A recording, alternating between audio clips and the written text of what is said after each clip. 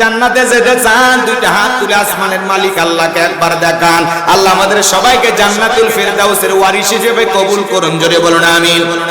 আরেকবার জোরে বলেন আমিন। আরো একবার বলুন আমিন। এবার 7টা আঙ্গুল দেখান। বলেন তো জান্নাতে যেতে হলে কয়টা গুণাবলী?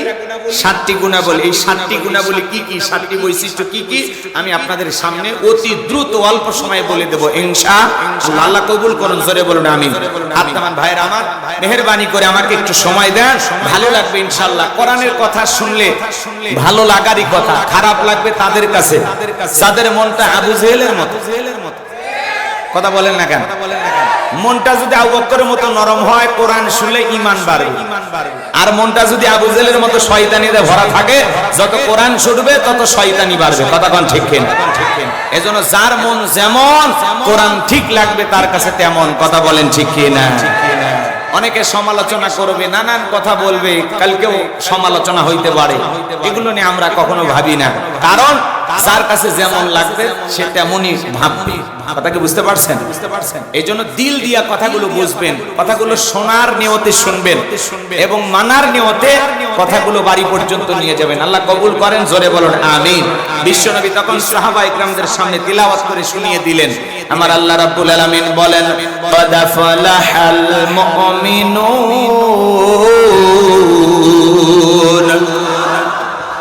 ভালো করে বোঝার চেষ্টা করবেন। 7টি গুণাবলী, মাত্র কয়টি?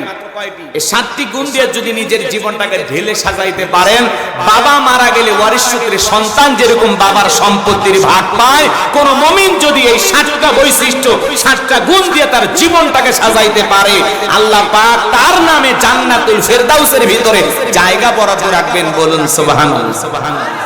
কি সেই 7টা গুণাবলী একটু জানার দরকার আছে না নাই? আমার ভাই একটু দিল দিয়ে শোনেন। আমার আল্লাহ রাব্বুল আলামিন বলেন, ক্বাদ ফালাহাল মুমিনুন। আমার আল্লাহ রাব্বুল আলামিন বলেন, অবশ্যই মুমিনেরা সফল। অলরেডি মুমিনেরা সফল হয়েছে তারা, ঈমান এনেছে যারা। ক্বাদ ফালাহাল মুমিনুন। অবশ্যই মুমিনেরা সফল, অলরেডি মুমিনেরা সফল। বলুন আল্লাহু আকবার। আমরা মনে করি ক্ষমতা থাকলে সফল, টাকা থাকলে সফল। পৃথিবীর সবাই চেনে জানে সেলিব্রিটি যারা, এরা বুঝি সফল। আমাদের কাছে তাই মনে হয় না? কিন্তু সফলতার মাপকাঠি এইটা না। ভালো করে বুঝবেন, বর্তমান পৃথিবীর সবচাইতে বড় ক্ষমতাধর ব্যক্তির নাম কি? জো বাইডেন, আমেরিকার প্রেসিডেন্ট। কথা বলে ঠিক কিনা? আচ্ছা এদিক খেয়াল করেন। জো বাইডেন আমেরিকার প্রেসিডেন্ট যত বড়ই ক্ষমতাধর হোক না কেন, আপনাদের এখানে বড়গাছি বাজার আছে না নাই? এই বাজারে আল্লাহর একজন বান্দা তরি তরকারি বিক্রি করে, সবজি বিক্রেতা। পটল, টমেটো আছে না, কাঁচামরিচ, আলু যিনি বিক্রি করেন, এর কি বলা হয়? সবজি বিক্রেতা। আল্লাহর এই গোলাম নানান ধরনের সবজি, নানান ধরনের আমরা যেগুলো তরকারিতে রান্না করি এগুলো বিক্রি করে। আল্লাহর এই বান্দা আযান দেওয়ার পরে যদি দোকানদারি বন্ধ করে মসজিদে গিয়ে মাথা নত করে আল্লাহকে সিজদা দেয়, ভালো করে বলেন তো বাজান, ওই পৃথিবীর বড় নেতা জো বাইডেনের চেয়ে এই বড়গাছির সবজি বিক্রেতার দাম আল্লাহর কাছে কম না বেশি? কারণ ওইটা বেঈমান আর এটা ঈমানদার। কথা বলেন ঠিক কিনা? তার মানে ঈমান আছে যার, আল্লাহর কাছে দাম আছে তার। ঈমান নাই, আল্লাহর কাছে দাম নাই। কথা বলেন ঠিক কিনা? আর ঈমানদাররা দুনিয়াতেও সফল, আখিরাতেও সফল। আর বেঈমানেরা ওরা ক্ষমতার মাতবাড়িতে, দাম্ভিকতায়, অহংকারে, টাকার গৌরবে দুনিয়াতে মাতবাড়ি করতে পারে। ওদের মাতবাড়ি দুনিয়াতে শেষ, মরার পরে সবগুলো বেঈমানকে পিটাইয়া জাহান্নামে দেবেন তিনি কে? এজন্য ভালো করে বোঝার চেষ্টা করবেন। আল্লাহ বলেন, ক্বাদ আফলাহাল মুমিনুন। অবশ্যই মুমিনেরা সফল হয়েছে তারা, ঈমান এনেছে যারা। ঈমানদার ছাড়া আল্লাহর কাছে সফল হওয়া যায়? এজন্য ক্ষমতা থাকলে সফল হওয়া যায় না। পৃথিবীতে আরো বড় বড় ক্ষমতাধর আছে, আছে না নাই? রাশিয়ার প্রেসিডেন্ট পুতিন আছে না? উত্তর কোরিয়ার প্রেসিডেন্ট কাটিং মারামাল কিম জং আছে না নাই? ভারতের দাদা, এই যে বিভিন্ন ক্ষমতাধর, এরা যত বড়ই ক্ষমতাধর হোক না কেন, বাংলাদেশের একজন রিক্সা চালক, ভ্যান চালক, লোকটা যদি ইমানদার হয়, আযান দেওয়ার পরে মসজিদে গিয়ে মাথা নত করে যদি আল্লাহকে সিজদা দেয়, এই পৃথিবী কাঁপানো বড় বড় লিডারের চাইতেও আল্লাহর কাছে ওই রিক্সা চালক, ভ্যান চালক, ইমানদারের দাম কম না বেশি?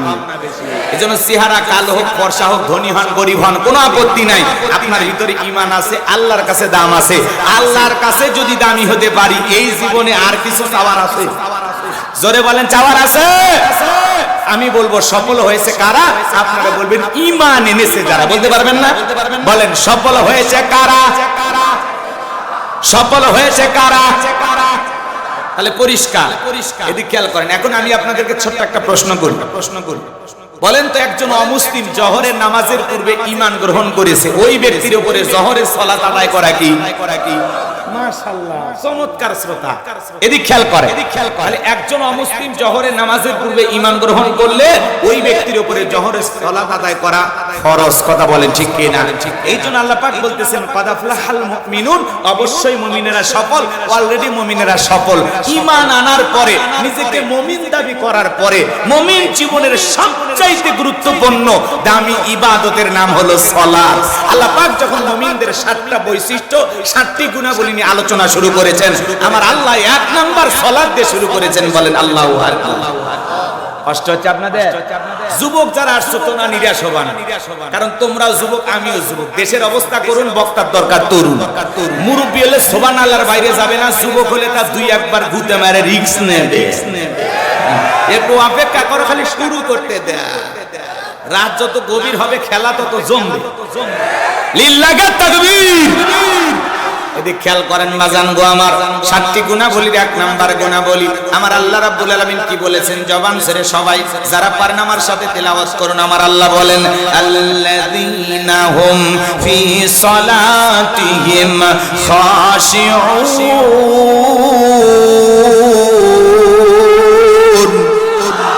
আমার আল্লাহ রাব্বুল আলামিন বলেন যারা নিজেদের সালাত বিনয়ের সহিত, নম্রতার সহিত, খুশু ভাব নিয়ে, আল্লাহর ভয় নিয়ে আদায় করে।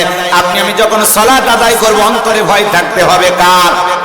তাফসীর কারকেরা আয়াতের ব্যাখ্যায় লিখেছেন বাজান গো আমার, তাফসীর ইবনে কাসির থেকে বলছি, আয়াতের ব্যাখ্যায় তারা লিখেছেন আপনি আমি যখন সালাতের ভিতরে দাঁড়িয়ে যাব, অন্তরের ভিতরে সুচিন্তা, দুশ্চিন্তা, বিবির কথা, সংসারের কথা, ব্যবসা বাণিজ্যের কথা, দুনিয়াবি কোনো চিন্তা ভাবনা মনের মধ্যে রাখা যাবে না।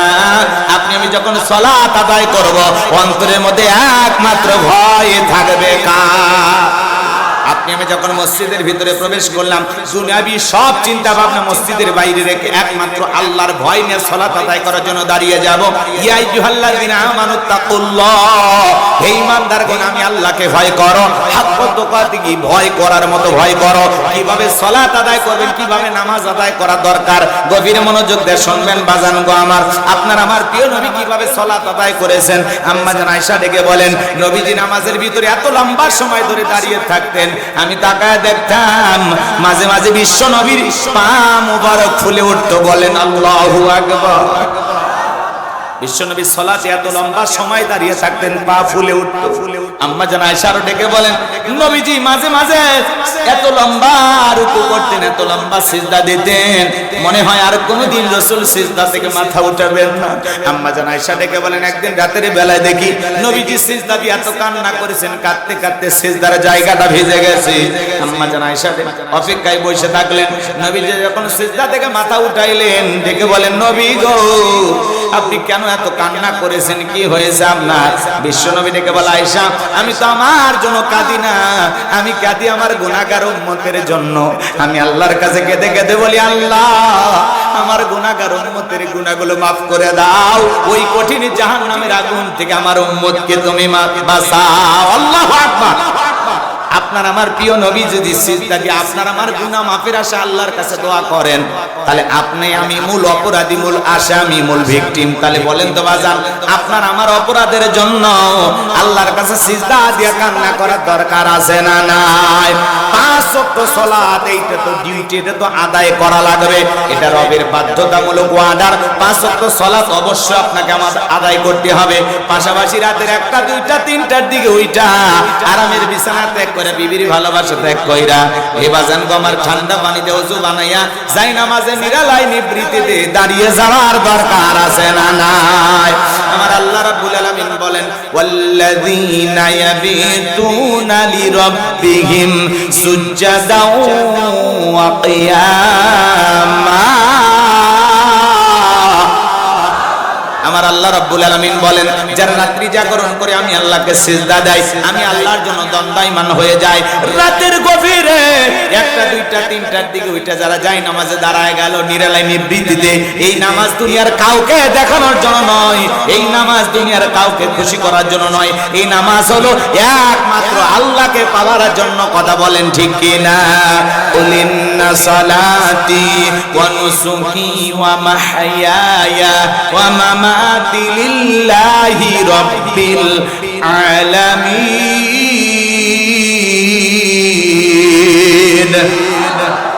নবীজি আপনি বলুন, আমার নামাজ, আমার কুরবানি, আমার জীবন, আমার মরণ লিল্লাহি রাব্বিল আলামিন, আসমান জমিনের প্রতিপালকের জন্য। তাহলে মুমিন জীবনের ইবাদত হবে একমাত্র কার জন্য? সারা রাতের বেলায় 1টা 2টা 3টার দিকে ওইটা তাহাজ্জুদের যায় নামাজে দাঁড়ায়া যায়। এই নামাজ যারা আদায় করে তাদের জীবনে পেরেশানি নাই, হতাশা নাই, তাদের জীবনে খালি সফলতা সফলতা। চাইতে দেরি আসমানের মালিক আল্লাহ দিতে দেরি করবে না। এইজন্য সিজদার মাধ্যমে, ইবাদতের মাধ্যমে তাহাজ্জুদ আদায়কারী বান্দা হয়ে গভীর নিশিতে আল্লাহর সাথে সিজদার মাধ্যমে প্রেম করার দরকার আছে না না? জোরে বলেন, দরকার আছে না নাই? কিন্তু আমরা তো ঘুমে বিভোর, চেতন পাই না। তাহাজ্জুদ পড়ার সময় আমাদের নাই, কথা কোন ঠিক কিনা? কিন্তু যারা পড়ে তাদের জীবনে মজা আছে, মজা আছে। যারা আল্লাহর সাথে প্রেম করে তাদের জীবনে ব্যর্থতা নাই, খালি সফলতা। এরা জীবনে কোনো জায়গায় ঠকবে না, সব জায়গায় জিতায় দিবেন কি? তাহলে কিছু মানুষ রাত্রি জাগরণ করে যায় নামাজে কাঁদে, আল্লাহকে সিজদা দেয়।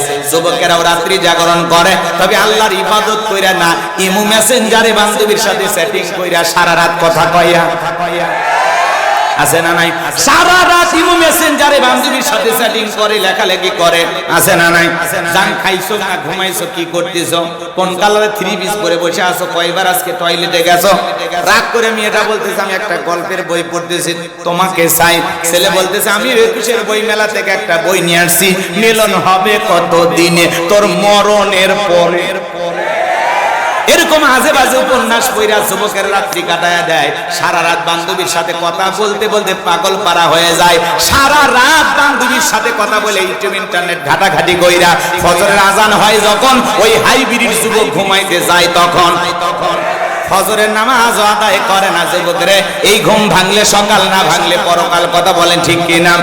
কেমন করে ঘুমাও তুমি ওরে রাজশাহীর যুবক, কেমন করে ঘুমাও তুমি ফজর করে কাজা?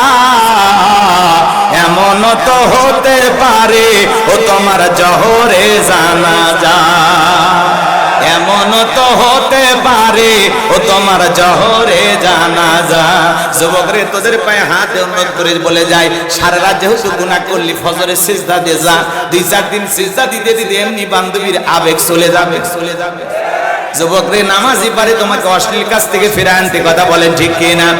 আমার ভাইয়েরা লম্বা হবে, যুবকদেরকে না অবশ্যই কথা বলবো, একটু অপেক্ষা করো। এই যুবকের দল যে কথা বলতে চাচ্ছিলাম, তাহলে রাত্রি জাগরণ করে ইবাদত হবে কার? রাত্রি জাগরণ করে আল্লাহকে সিজদা দিয়া চোখের পানি ছেড়ে দেখে দেখে বলবো রব্বানা সরিফান্না আযাবা জাহান্নাম ইন্না আযাবাহা কানা গরামা। হে আমাদের রব, ওই কঠিন ভয়ঙ্কর জাহান্নামের আগুন থেকে আমাদের মুক্তি দাও। ওই জাহান্নামের আযাব শাস্তি সহ্য করার ক্ষমতা আমাদের নাই। ইন্নাহা সাআত মুস্তাকররা ওয়া মুকামা। নিশ্চয়ই জাহান্নাম আবাসস্থল হিসেবে, বসতির জায়গা হিসেবে কতটা নিকৃষ্টতম একটা স্থান। জাহান্নাম সুখের জায়গা না, ওইটা হলো যন্ত্রণার কারখানা।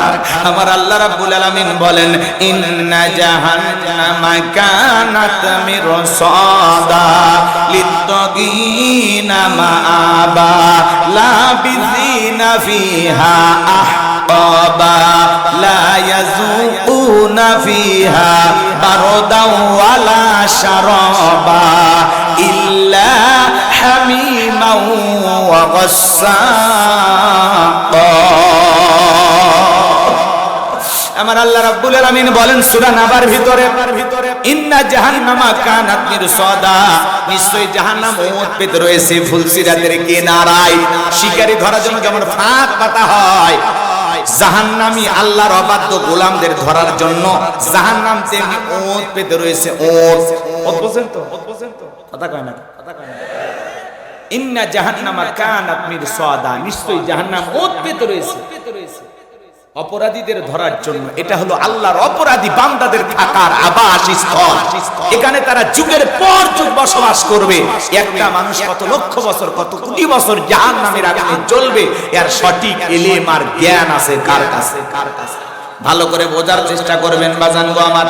ওই জাহান্নামের আগুনে মানুষ জ্বলতে জ্বলতে পুড়তে পুড়তে চেহারা হয়ে যাবে কয়লার মতো কালো।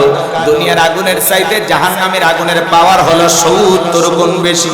সামান্য সূর্যের তাপে আমরা অস্থির হয়ে গেছি, জাহান্নামের তাপ কত কঠিন হবে বাজান গো আমার।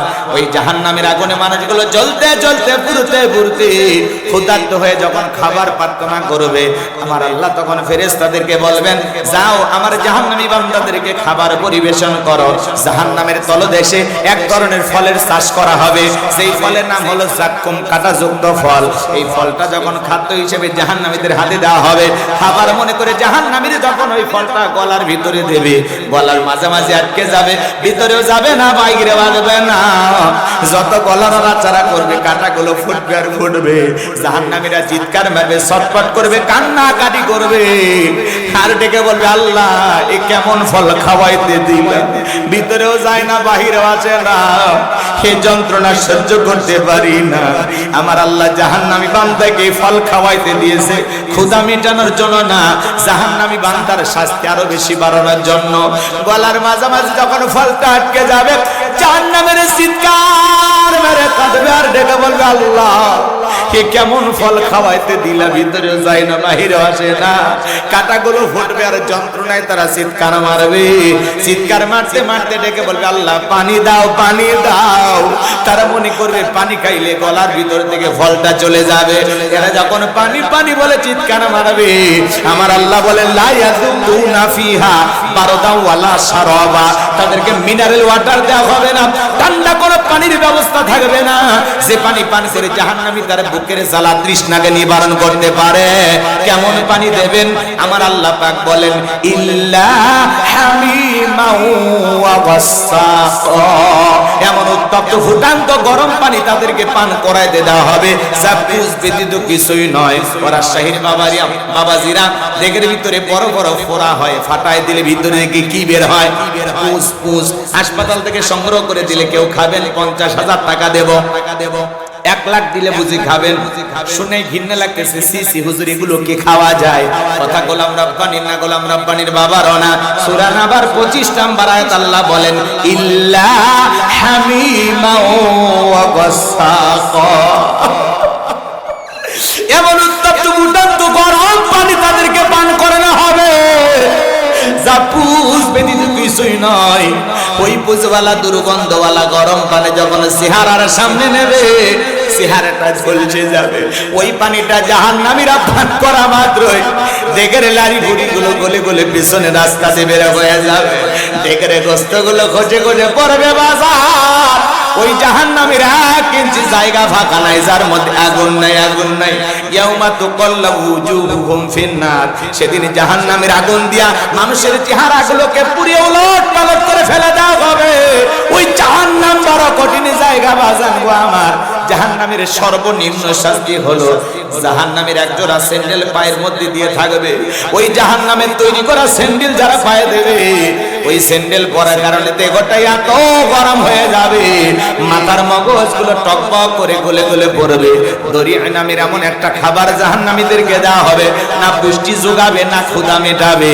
এবার জানবো আমার জাহান্নামীদের কত ধরনের শাস্তি দেওয়া হবে, 2-3 দিন আলোচনা করে শেষ করা যাবে না, অনেক লম্বা আলোচনা আছে বাজান। শুধু এতটুকু আপনাদের সামনে বলতে চাই, বলেন তো বাজান, এই জাহান্নামীদের শাস্তির কথা আমার আল্লাহ রাব্বুল আলামিন অগ্রিম অ্যাডভান্স কেন জানিয়ে দিয়েছেন? বলেন তো, ঘটনা ঘটছে না ঘটনা ঘটবে? বোঝে না। আল্লাহ সতর্ক করে দিলেন, সাবধান করে দিলেন, বান্দা জাহান্নামীদের এইভাবে শাস্তি দেওয়া হবে, আর জাহান্নামে যাওয়ার জন্য এই অপরাধগুলো আল্লাহ তাআলা অগ্রিম জানিয়ে দিলেন, যাতে আমরা বাঁকা পথে না চলে সোজা পথে চলি, নিজেদেরকে জাহান্নামের আগুন থেকে বাঁচায়া নিতে পারি। কথা বলেন ঠিক না? এই জন্য ভাইরা আমার, নিজেদেরকে জাহান্নামের আগুন থেকে বাঁচাইতে হলে গোলামি করতে হবে কার? সিজদা দিতে হবে কাকে? 2 মিনিটে নামাজ 2 রাকাত শেষ। এখানে কি এমন নামাজি পাওয়া যাবে যে হুজুর আমি সিজদা দিয়ে জীবনে একবার 2 ঘন্টা কেঁদেছিলাম, আল্লাহ আমারে মাফ করে দে, আল্লাহ আমারে মাফ করে দে, কেঁদেছিলেন? এমন সিজদা কি জীবনে আছে? নামাজ পড়ি আমরা তাড়াহুড়ো করি, নামাজে আমাদের দিল বসে না। একটু শুনে যান বাজান গো আমার, ওই জাহান্নামের আগুন থেকে বাঁচতে হলে গোলামি করতে হবে কার? সে রবের পথে ফিরে আসার দরকার আছে না নাই? আল্লাহ আমাদের সবাইকে সিরাতাল মুস্তাকিমের প্রতীক হিসেবে কবুল করুন। জোরে বলুন আমিন। আরেকটু জোরে বলেন আমিন। ভাইরা আমার, সাহাবায়ে কিরাম কিভাবে সালাত আদায় করতেন জানেন? মরুভূমিতে সাহাবায়ে কিরাম যখন সালাত আদায় করার জন্য দাঁড়িয়ে যেতেন, ওই মরুভূমির পাখিগুলো খেজুর গাছ মনে করে সাহাবীদের কাঁধের উপরে, মাথার উপরে বসে থাকতো। বিশ্বনবীর সাহাবীরা সালাতে এত মনোযোগ কাঁধে পাখি পরে থাকে, তারপরে তারা টের পাইতো না। জোরে বলেন মারহাবা। আর আমরা পাখি তো দূরের কথা, একটা মশাও যদি পড়ে এই হাতে এই জায়গায় নিয়ে আগে মশা মারে, তারপরে সূরা ধরে। আছে না নাই? বাজান গো আমার, হযরতে তালহা রাদিয়াল্লাহু তাআলা সালাত আদায় করতেছিলেন, জঙ্গল থেকে সাপ এসে ছেলেটা খেলা করতেছিল, তাকে পেঁচিয়ে ধরেছেন। স্ত্রী মানুষজনকে ডাকলেন, ছেলেটাকে বিপদমুক্ত করলেন। হযরতে তালহা নামাজ শেষে জিজ্ঞাসা করে, বিবি রে, বাড়িতে এত মানুষজন, ব্যাপারটা বুঝতে পারলাম না। ডেকে বলে, স্বামী আপনি যখন সালাত আদায় করতেছিলেন, জঙ্গল থেকে সাপ এসে সন্তানটাকে পেঁচিয়ে ধরেছিল, আমি মানুষজনকে ডাকলাম, ছেলেটাকে বিপদ মুক্ত করলাম। এত ঘটনা আপনার চোখের সামনে ঘটে গেল, আপনি কি কিছুই বলতে পারেন না? হযরতে তালহা ডেকে বলেন, বিবি রে, নামাজের মধ্যে মন যদি এদিক সেদিক চলে যায়, তাহলে নামাজ তো আর নামাজ থাকে না। জোরে বলেন মারহাবা। আর আপনি আমি নামাজ পড়ি বড়গাছি, মন চলে যায় রাজশাহী শহরে, কথা বলেন ঠিক কিনা? নামাজ পড়ি বড়গাছি, মন চলে যায় ভারতের বর্ডারে, আছে না নাই?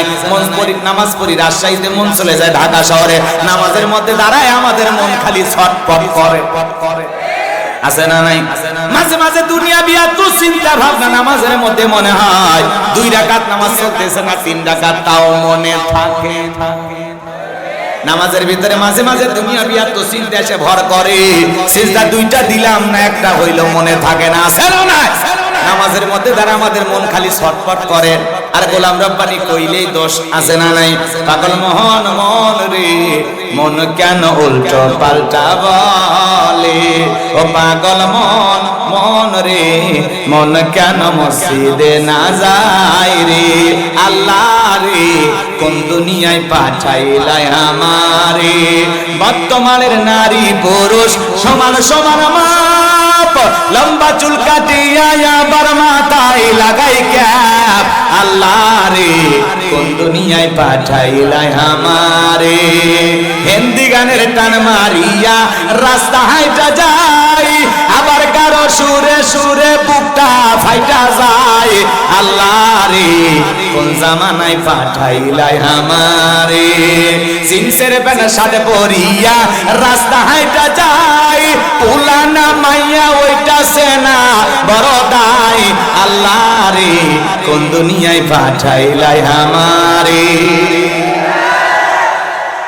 কানে পড়ছে দুল, কপালে পড়ছে টিপ, কাছে যদি যায় জিজ্ঞাসা করেন বিলকিস আছেন না নাই? বুখারী শরীফের স্পষ্ট হাদিস, আল্লাহ রাসূল বলেছেন, কোন পুরুষ যদি নারীর বেশ ধারণ করে আর কোন নারী যদি পুরুষের বেশ ধারণ করে, আল্লাহর লানত তাদের উপরে। কথা বলেন ঠিক কি না? আছে না নাই? আমার ভাইয়েরা, এই সমাজে এগুলো চলতেছে। এরপরেও দেখবেন ঢাকা শহরে, আপনারা ভুলে গেছেন মনে হয়, এক শ্রেণীর মা বোনেরা আন্দোলন করলো, পোশাকের স্বাধীনতা চাই। শোনেন নাই আন্দোলনের কথা? পোশাকের স্বাধীনতা চাই। কি স্বাধীনতা? বলে দাদি নানি ব্লাউজ ছাড়া শাড়ি পরেছিল, আমরাও পরতে চাই। আছে না নাই? দাদি নানি ব্লাউজ ছাড়া শাড়ি পরেছিল, তোমরা পরতে চাও, আপত্তি করি নাই।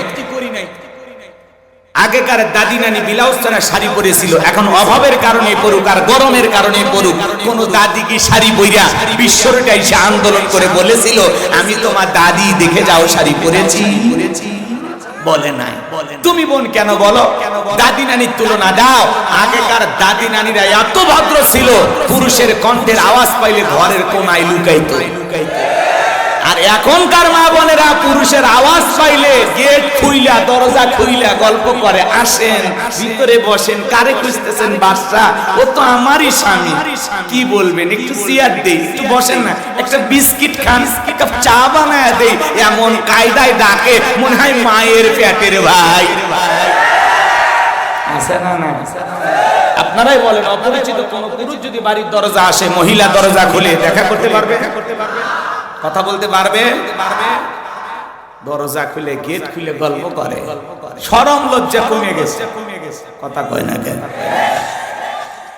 এই জন্য মা বোন যারা বসে আছেন, মা অপরিচিত কোন পুরুষ যদি বাড়ির দরজায় আসে, দরজা খোলা তো দূরের কথা, এমন ভাবে আওয়াজ দিবেন, বাসা বাড়ির নাই, খুঁজে নেন, মোবাইল করেন, যত ঝামেলা বাড়ির উপর আসে, ওই লোকটা যেন কয়েকবার আস্তাগফিরুল্লাহ পরে আর যায়, বলে জীবনে মরে যাবো না এই বাড়ির দরজায়। কথা কোন ঠিক না? আর এরা নরম সুরে ডাকে, একটু বসেন, স্বামীকেও এত আদর করে ডাকে না, স্বামীর সাথে সুযোগ পেলে খালি ঝগড়াই করে। আর অপরিচিত পুরুষের সাথে এমন ব্যবহার মাথায় খেলে না, আছে না? না কষ্ট হচ্ছে আপনাদের মনে হয়? এ বাজান গো, আমার সামনের দিকে যায়, যুবকদের জন্য স্পেশাল বরাদ্দ আছে, একটু অপেক্ষা করো, মা বোনদের জন্য নিয়ে আলোচনা হওয়ার দরকার আছে না নাই? মা বোনেরা টেনশন নেবেন না, মা অল্প সময়ের মধ্যে আমি গোলাম রব্বানী আপনাদের ওয়াজ করে দেব শুরু, কারণ আপনারা ঘরে বাইরে আমাদের নাটের গুরু। এ বাজান গো আমার, ওই মহিলারা পোশাকের স্বাধীনতা চাইলো, ব্লাউজ ছাড়া শাড়ি পরতে চাই, দাদি নানি শাড়ি পরে পুরো দেহটা ঢেকে রেখেছিল, কোথাও কিছু দেখার উপায় নাই। আর এই বোনেরা ব্লাউজ ছাড়া শাড়ি এমন কায়দায় পরেছে, পুরো পিঠটা ফাঁকা রাখছে, মানে আর্জেন্টিনার ব্রাজিলের ফাইনাল ফুটবল ম্যাচ হবে, কথা কোন ঠিক না? এই সমস্ত নারীরা পোশাকের স্বাধীনতার কেন আন্দোলন করে? এরা অসভ্য বেহায়া, এরা যেটুকু পরে আছে সেটুকু পড়তে চায় না। এজন্য এদেরকে বলেছিলাম, বোন, পোশাকের স্বাধীনতার আন্দোলন করার দরকার নাই, গুগলে সার্চ দিয়ে দেখো কোন দেশে পোশাক ছাড়া মানুষ বসবাস করে, পাসপোর্ট ভিসা লাগায় চলে যাও, তোদের মতো বেহায়া নারীর জন্য এদেশের কুকুরও কাঁদবে না। এদেশে উলঙ্গপানা বেহাপানা চলবে না। এটা 95% মুসলমানের দেশ, এটা মসজিদ মাদ্রাসার দেশ, এটা আলেম ওলামাদের দেশ। এই দেশে উলঙ্গপানা বেহাপানা অশ্লীলতা মেনে নেওয়া হবে না। পর্দা নফল না ফরজ? আল্লাহ বলেন, অকরনা ফি বুয়ুতিকুন্না ওয়ালা তাবাররাজনা তাবাররুজাল জাহিলিয়াতিল উলা, নারীরা তোমরা ঘরের ভিতরে অবস্থান করো, খবরদার জাহিলিয়াতের যুগের মেয়েদের মতো নোংরা অশ্লীল পোশাক পরে নিজের দেহকে প্রদর্শন করো না। পর্দায় থাকলে নারীরা নিরাপদ থাকবে, পর্দা নারীর সিকিউরিটি দেবে, পর্দা নারীর সম্মান মর্যাদা বাড়াবে। পর্দা আল্লাহর দেয়া ফরজ বিধান, এতে নারীর সম্মান কমে না বাড়ে। পর্দা হেজা প্রত্যেকটা নারীর মর্যাদার বিষয়। কথা বলে না কেন? পর্দা করবে নারী, এটা তার গর্বের বিষয়, এটাতে সে আনন্দিত হবে। কথা বলেন ঠিক কি না? কোন সম্ভ্রান্ত ভদ্র ফ্যামিলির মেয়ে বোরকা ছাড়া বাহিরে যেতে পারে না। একটা নারী যদি ঢিলা ঢালা বোরকা পরে, হাত মোজা পা মোজা লাগাইয়া রাস্তাতে হেঁটে যায়, মনের অজান্তে শ্রদ্ধার সম্মানে মাথাটা নত হয়ে আসে, কেউ বাঁকা চোখে তাকায় না। কিন্তু যারা ডিজিটাল পার্লারের সাজ দিয়ে বিউটি কুইন হইয়া টলিউডের নায়িকা হওয়ার স্টাইল নিয়ে অন্না সারা রাস্তা দিয়ে হেঁটে যায়, যুবকেরা দেখতে দেখতে সাইকেল নিয়ে রাস্তার থেকে পড়ে আসেন না নাই? এরা আবার সাইজে গুজে রাস্তাতে প্রদর্শন করে বাড়িতে এসে বলে, বলতিস বাপ তুমি তো দেখতেই পারো না, আজকে গেছিলাম সাইজা, মানুষের চোখ কপালে উঠছে। আছে না নাই? এই যে খেয়াল করেন, মাছ যেটা পচে যায়, পচা মাছে মাছি কম পড়ে না বেশি পড়ে? পচা মাছে মাছি যেমন বেশি পড়ে, সে নারী ব্যাপারটাই উলঙ্গপানা বেহাপানা হইয়া রং ঢঙ্গের সাজ দিয়ে রাস্তাতে হেঁটে যায়, দুষ্ট লোকের মাছি নামের নজর পড়ে, কেউ তোর দিকে ভালো চোখে তাকায়নি। বুঝলি না? ডাইনি সাইজ করালে সাসে কপালে, কথা কোন ঠিক কি না? রাগ করতেছেন আপনারা? বউ আপনার কথা শুনবি না, পর্দায় রাখার দায়িত্ব আপনার। আর যে বউ স্বামী টাইম দেয় না, রাখারই দরকার। এইবার মহিলারা খেপে গেছে। হ্যাঁ, আজকাল মহিলারা এমন ভাব নাই, মনে হয় ওদের কাছে আমরা ওদের চাকর, আর ওরা আমাদের মনিব। এমনও পুরুষ আছে বউয়ের কাছে তিন, বউ যদি দাঁড়িয়ে থেকে পেশাব করো তাই বউকে শাসন করার ক্ষমতা নাই, চোখ দিয়ে যে তাকাবে বড় করিয়া, তাকানোর আগে বলতে এই কার দিক তাকাইছিস, আগে 3 লাখ জমা দে। তার মানে ওই 3 লাখ টাকা যৌতুক নিয়ে বিয়ে করেছে, যৌতুক নিয়ে বিয়ে করেছে যারা বউয়ের কাছে এতিম তারা। আর যারা যৌতুক নিয়ে বিয়ে করেনি যখন তখন কথায় কাজে মিলবি না, যা 1 2 3 তুই যাবো আর একটা আসবি, কথা কয় না কেন? হ্যাঁ, আজকে আফসোস লাগে এমন ভাবে পুরুষের উপর টর্চারিং করে। আজকে নারী নির্যাতনের মামলা থানায় গেলেই নাই, পুরুষ নির্যাতনের মামলা নিতে চায় না। কোন থানায় যা যদি বলেন পুলিশ ভাই গতকালকে বউ আমাকে পিটাইছে, তোর বউ তো মারে, তুই কি হিজড়ে রে? যাবেন কোন জায়গায়? বাংলাদেশে যদি পুরুষ নির্যাতনের মামলা চালু হয়, আমার মনে হয় একদিনে কমপক্ষে 5 লক্ষ মামলা হবে। কথা কন ঠিক কিনা? এই জন্য বলেন গো, আমার মনের দুঃখের কথা বলা যায় না, কথা কন ঠিক কিনা? ঠিক কিনা? কষ্ট আছে না নাই? সবাই কিন্তু কম বেশি বউকে দেখে ভয় পায়, কথা কন ঠিক কিনা? আবার ডায়লগ, আমি আমার বউ ভয় পাই না, খালি থালা বাসন মানজিতেছি, কাপড় চোপড় ধুচ্ছি, এরপরে বলতেছি আইসা তোমার হাত পা টিপে দেবো। আই রে যুবকরা, আছে না নাই? এগুলো টিকটক দেখে যুবকেরা ভাইরাল ভিডিও মুখস্থ করে ফেলে, আছে না নাই? সমস্যা মাজান গো, বইয়ের গোলাম হওয়া যাবে না। প্রত্যেকটা স্ত্রী স্বামী হবে তার অভিভাবক, কথা কয় না? নারীদের অভিভাবক কারা? পুরুষের। আর নারী যদি পুরুষের অভিভাবক হয়, শান্তি থাকবে না, ঝামেলা আছে, কথা কন ঠিক কিনা? কষ্ট হচ্ছে আপনাদের। এখন উচিত কথা যদি কই, পিঠের ওপর দিয়া যাবি মই, এই আনন্দে কিছু লোক কিনা খাবে বগুড়ার স্পেশাল দই। যত 10 নন্দ ঘষ, 17টা বললে 10, করলে অন্যায়ের প্রতিবাদ, নামটা হবে তোমার মৌলবাদ, নামটা হবে তোমার জঙ্গিবাদ। যুবকের দল গভীর মনোযোগ দিয়ে কথাগুলো শোনো। এই জন্য মা বোনদেরকে বলে যাই, মা পর্দায় থাকবেন, মা পর্দায় থাকবেন। যে নারী পর্দা করে, নামাজ পড়ে, কোরআন তিলাওয়াত করে, ওই নারীর পেট থেকে নেককার আল্লাহওয়ালা সন্তান জন্ম নেয়, কথা বলেন ঠিক কিনা? এই যে গতকালকে আর টিভিতে একটা নিউজ দেখলাম বাজান গো, আমার একটা ছেলে মায়ের গর্ভ থেকে আল্লাহর কোরআনের হাফেজ হয়ে জন্ম নিয়েছে। মা কোরআনের হাফেজা, কোরআন তিলাওয়াত করে, সন্তানকে দুধ খাওয়ায়, কোরআন তিলাওয়াত করে, সন্তান গর্ভে ছিল, কোরআন তিলাওয়াত করে। মা পর্দা করে, মা নেককার, মা কোরআন পড়ে, মায়ের কোরআন তিলাওয়াত শুনে শুনে আজকে 2 বছরের বাচ্চাটা আল্লাহর কোরআন তিলাওয়াত করে। একটা আয়াত করে থেমে যাবেন, পরের আয়াতে কি লেখা আছে এই ছেলেটা বলতে পারে, বলেন আল্লাহু আকবার। এই যে অলৌকিক একটা সন্তান জন্মগ্রহণ করেছে, একটা সন্তান মায়ের গর্ভে থেকে হাফেজ হয়ে দুনিয়াতে জন্মগ্রহণ করে, এমন নেককার সন্তান আমাদের দরকার আছে না নাই? ওই মা ধন্য এই সন্তানের জন্য। এই জন্য মা যদি সন্তানকে গর্ভে নিয়ে কোরআন তেলাওয়াত করে, নামাজ আদায় করে, পর্দা মেনে চলে, ওই সন্তানটা অবশ্যই নামাজি হবে। ওই সন্তানটাকে নামাজের জন্য মসজিদে ডাক দেওয়া লাগবে না, কারণ মা নামাজি ছিল, ছেলেও নামাজি হবে, কথা বলেন ঠিক না?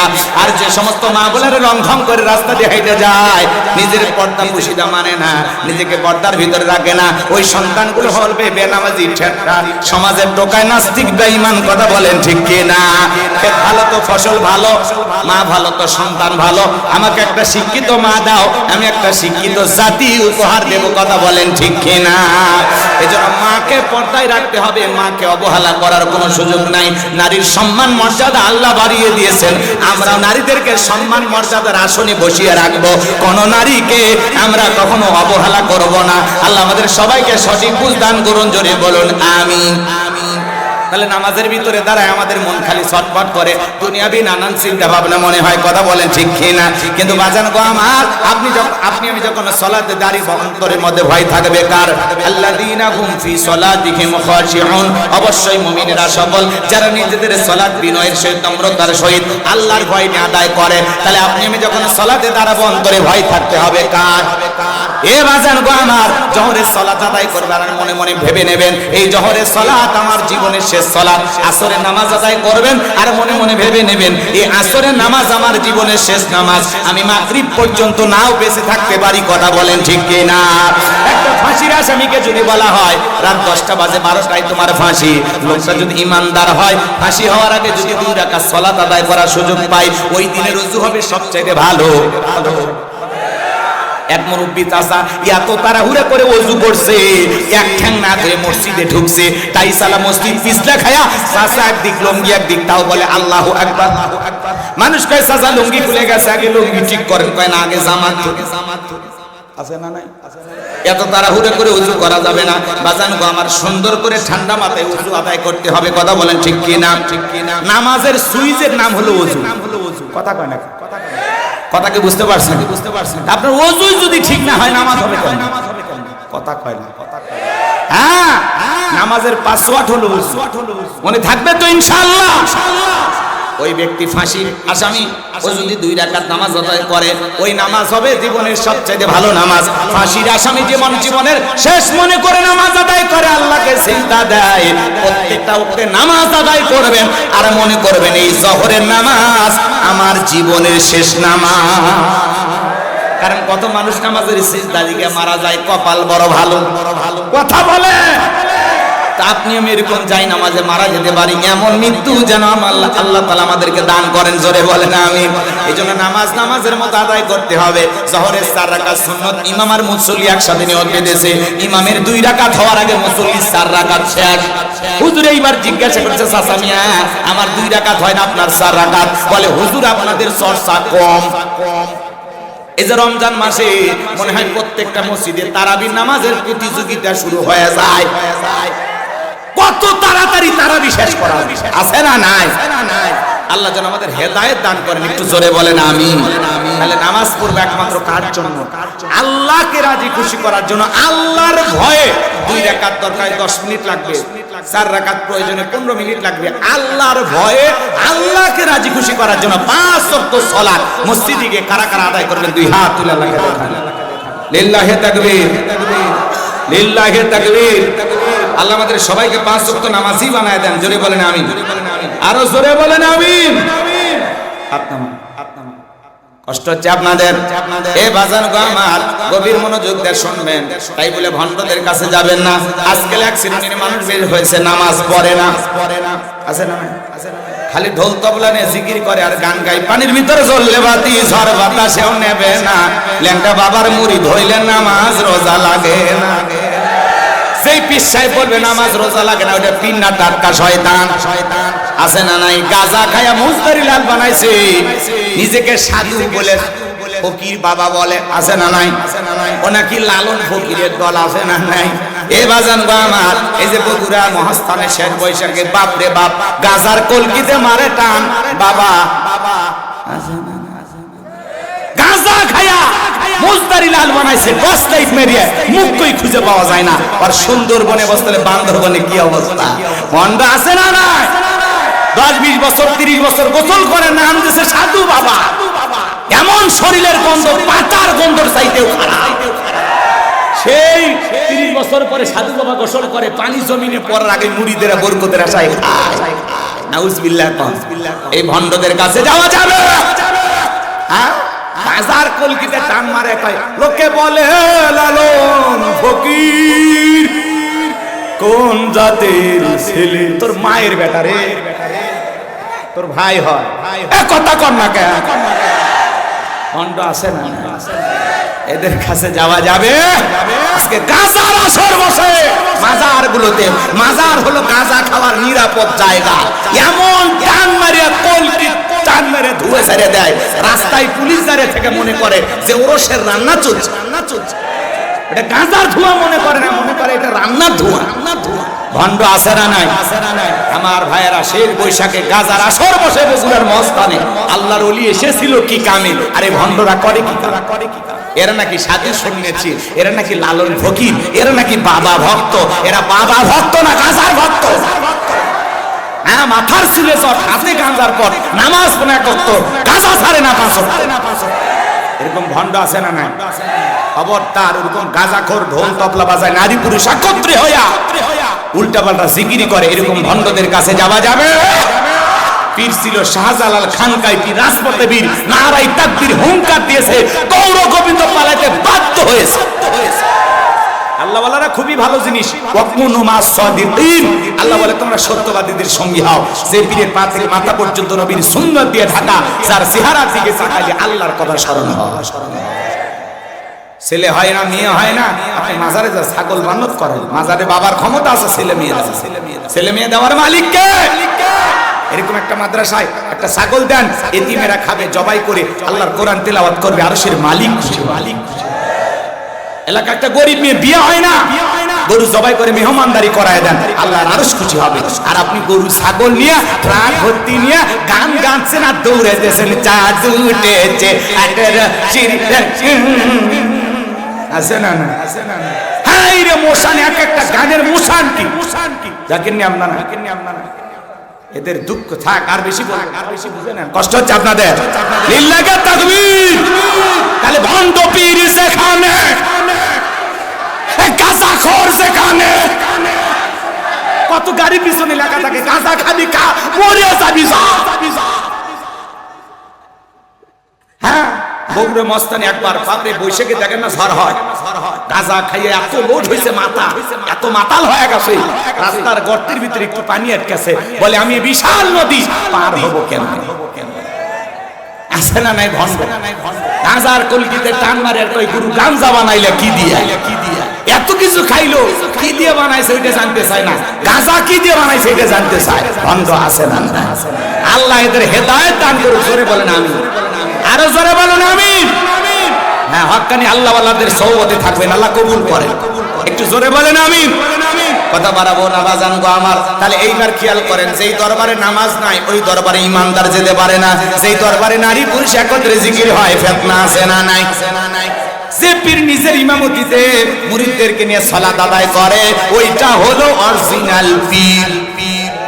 আর এমন কাপড় চোপড় পরে আছে, বম মারলে বিসমিল্লাহ সই করে বলতে পারে না, সূরা ফাতিহা পড়া তো দূরের কথা, ওর বাপের নামও মনে নাই। এরকম ভণ্ড আছে না নাই? কালেমাটাও স্পষ্ট করে বলতে পারে না। এই জন্য বাজান গো আমার, গলায় তসবিহ ঝুলাইলে আল্লাহর ওলি হওয়া যায় না।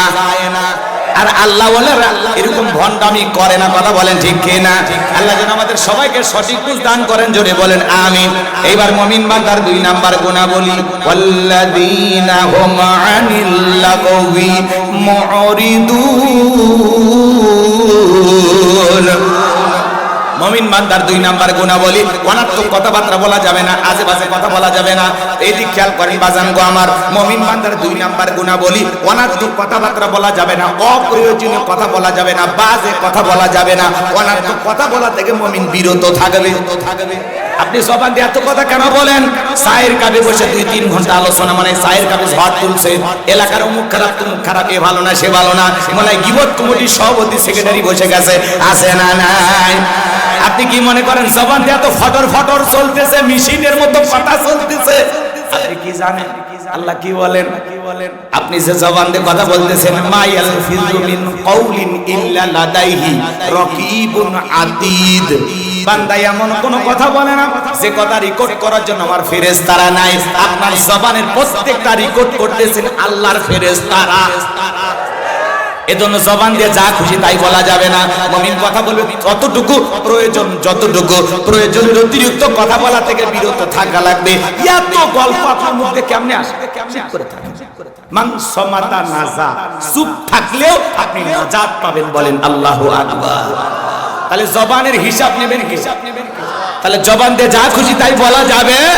তাহলে মুমিন বান্দা জবান দিয়ে সেই কথা বলবে যে কথাগুলো বললে সওয়াব হয়। মুমিন বান্দা সেই কথাগুলো বলবে যে কথাগুলো প্রয়োজন, প্রয়োজনের অতিরিক্ত কথা বলা থেকে আমরা বিরত থাকবো ইনশাআল্লাহ। মুমিন বান্দার 2 নাম্বার গুণাবলী, অনার্থক কাজ করা যাবে না। অনার্থক কাজ করা বোঝেন? মুমিনের টাকা হলে মুমিন কোনোদিন সিনেমা হল বানাবে না, যাত্রা গানের আয়োজন করবে না, গানের কনসার্ট দেবে না, মদের বার দেবে না, সিনেমা হল বানাবে না। মুমিনের টাকা হলে মুমিন মসজিদ বানাবে, মাদ্রাসা বানাবে, ঈদগাহ মাঠ বানাবে, কবরস্থান বানাবে। মুমিনের টাকা হলে মুমিন ভালো ভালো কাজে তার টাকা ব্যয় করবে। কথা বোঝা গেল। এইবার মুমিন বান্দার 2 নাম্বার গুণাবলী, অনার্থক জিনিস শ্রবণ করা যাবে না। এই কান আল্লাহ গান শোনার জন্য দেয় নাই। যুবক রে, কানের ভিতরে ইয়ারফোন লাগায় গান শোনো, রূপবানে নাচে কমর দোলাইয়া, আল্লাহর ফেরেশতারা কবরে নিয়ে পিটাবে ঝোলাইয়া ঝোলাইয়া। সিরাজগঞ্জের এক যুবক গানের ভিতরে ইয়ারফোন লাগাইয়া রেল লাইনের উপর দিয়ে হাইটে যাইতেছে, ট্রেনে এসে ধাক্কা মারিয়া 3 টুকরে করে ধুয়ে গেছে। মরার পরেও কানের ভিতরে ইয়ারফোন লাগানো ছিল। এই যে মারা গেলি, এখন কবরে যা, ফেরেশতারা তোর জায়গা মতো বাদ্যযন্ত্র বাজায় দেবে। কথা বলেন ঠিক কিনা? যুবক রে, আজকে তুমি গানের তালে লাফালাফি করো, নাচানাচি করো, নাচতে নাচতে যদি মৃত্যু হয়, হারাম কাজ করতে করতে যার মৃত্যু হবে জাহান্নাম নিশ্চিত। কথা কয় না? ডিজে পার্টি আছে না নাই? লাফালাফি আছে না নাই? বাসের সাথে চড়ে নাচতেছে, পড়ে গেছে, আর একটা গাড়ি এসে উপর দিয়ে গেছে, ইন্না লিল্লাহ আছে না নাই? নাচতে নাচতে যুবক মারা যায়। এই যুবকদেরকে আল্লাহ হেদায়েত দান করুন, জোরে বলুন আমিন। আরেকটু জোরে বলেন আমিন। তাহলে অনার্থক জিনিস শ্রবণ করা যাবে না। এই কান দিয়ে হক্কানি উলামায়ে কেরামদের বয়ান শুনতে হবে, ইসলামী সঙ্গীত শুনতে হবে, কোরআন তেলাওয়াত শ্রবণ করতে হবে। ভালো ভালো কথা কান দিয়ে শোনার দরকার আছে না নাই? তাহলে মুমিন বান্দা, এদিক খেয়াল করেন, মুমিন বান্দার 2 নাম্বার গুণাবলী, মুমিন বান্দা জবান দিয়ে সে কথা বলবে যে কথা বলে সব হয়। মুমিন বান্দা সেই কাজ সমাজে চালু করবে যে কাজ চালু করলে সব হয়। মুমিন বান্দা সেই জিনিসগুলো শ্রবণ করবে কান দিয়া যেগুলো শুনলে সব হয়। এক কথায় সব আছে যেখানে, একটু জোরে বলেন, সব আছে যেখানে, গুনাহ আছে যেখানে। এবার মুমিন বান্দার 3 নাম্বার গুণাবলী। 4 নম্বরে যুবকদের ওয়াজ, একটু অপেক্ষা করো, তোমাদের জন্য কিছু স্পেশাল বরাদ্দ আছে। নাম্বার গুণাবলী, ওয়াল্লাযীনা হুম লিস-সাকাতি ফাইলুন।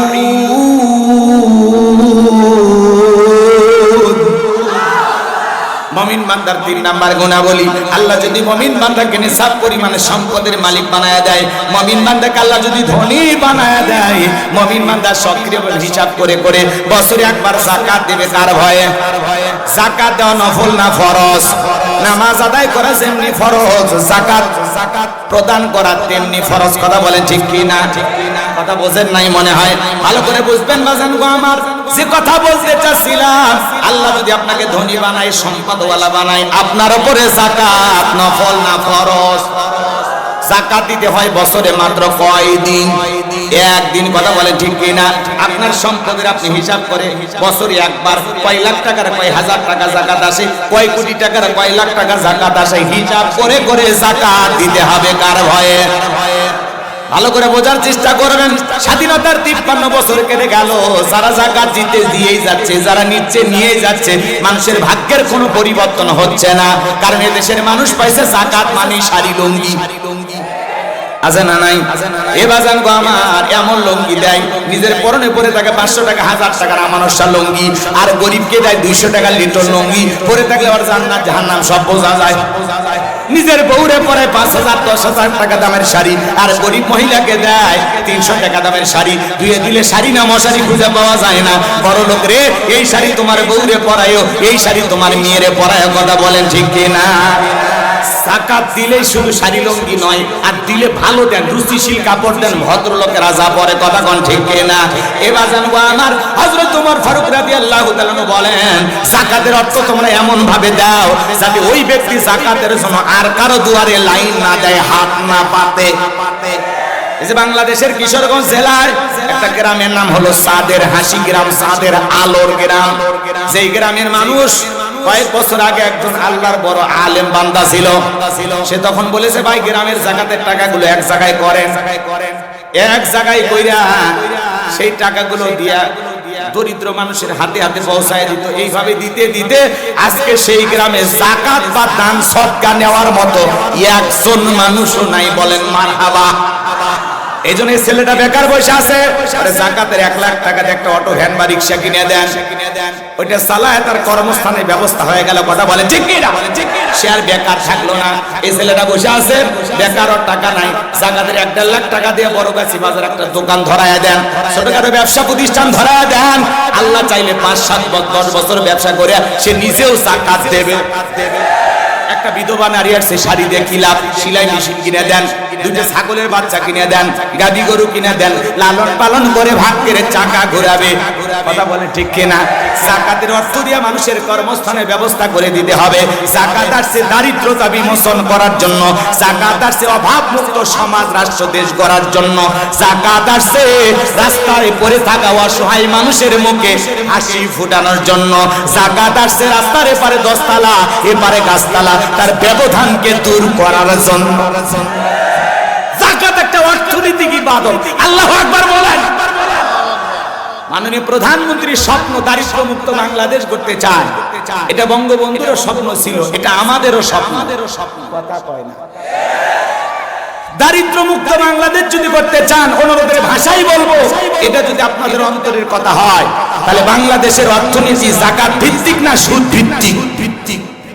এই সুদ ভিত্তিক অর্থনীতি বন্ধ করে দেন, দিয়া যাকাত ভিত্তিক অর্থনীতি চালু করে দেন। কারণ হারামে বরকত নাই, বরকত আছে হালালে। কুকুরের বাচ্চা হয় 10টা 15টা 12টা 8টা, না কম করে হলে 6-7টা তো হয়।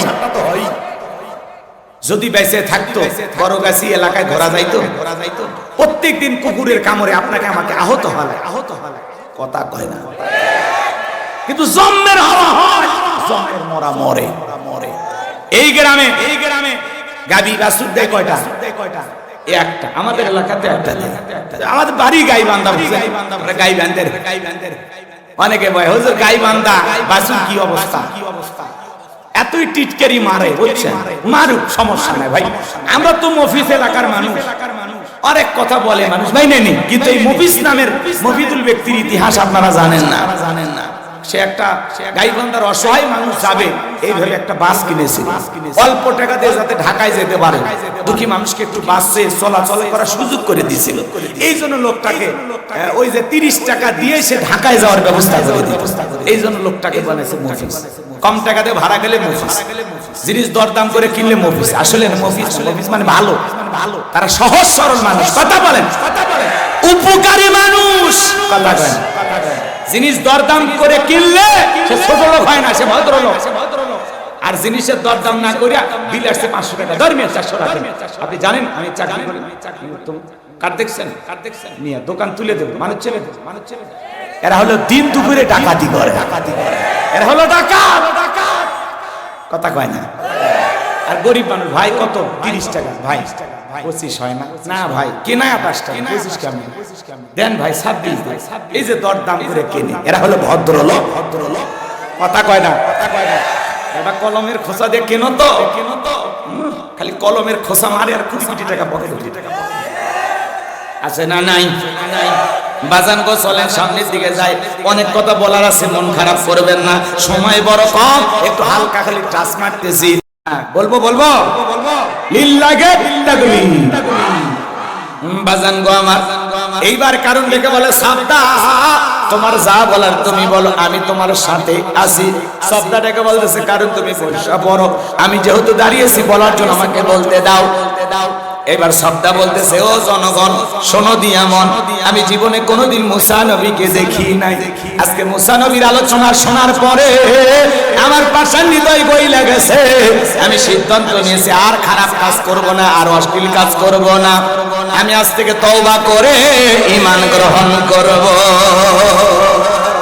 আলেমদের ওয়াজ শুনে বেনামাজি নামাজি হয়ে যায়, সুদখোর ঘুষখোর ভালো হয়ে যায়, বেপরদায় সোলামা বোনেরা পর্দা করে, দাড়ি কাটা যুবকটা দাড়ি রাখে। কথা বলেন ঠিক কিনা?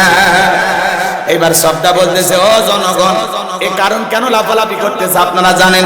এবার গোপন তথ্য ফাঁস করে দিয়ে বলতেছে এই কারণ গতকাল রাত্রিতে আমার বাড়িতে গিয়েছিল, আমার 2 বস্তা টাকা দিবে বলে ওয়াদা করেছে, 1 বস্তা টাকা গতকাল রাত্রিতে দিয়েছে, আজকে সাক্ষী দেওয়ার পরে আর 1 বস্তা টাকা দেবে, বিনিময়ে আমাকে এই কথা বলতে হবে। মুসা নবী দিনের বেলায় ওয়াজ করে আর রাতের বেলা আমি শব্দার সাথে রাত কাটাই, কিন্তু আপনাদেরকে সাক্ষী রেখে বলতেছি মুসা নবীর চরিত্র ফুলের চাইতে পবিত্র।